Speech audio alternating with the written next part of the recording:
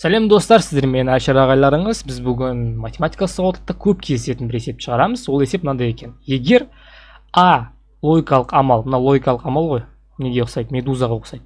Медуза. Вот А және Б ол А квадрат плюс Б куб екен.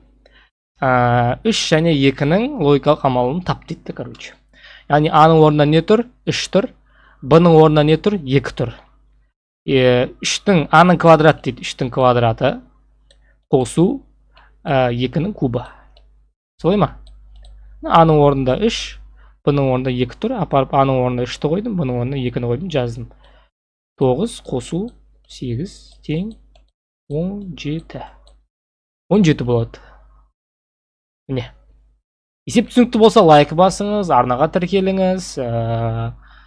Менің Instagram, ВК парақшаларыма тіркеліп қойсаңыздар болады. Сізге ұбытты сәттілік тілеймін.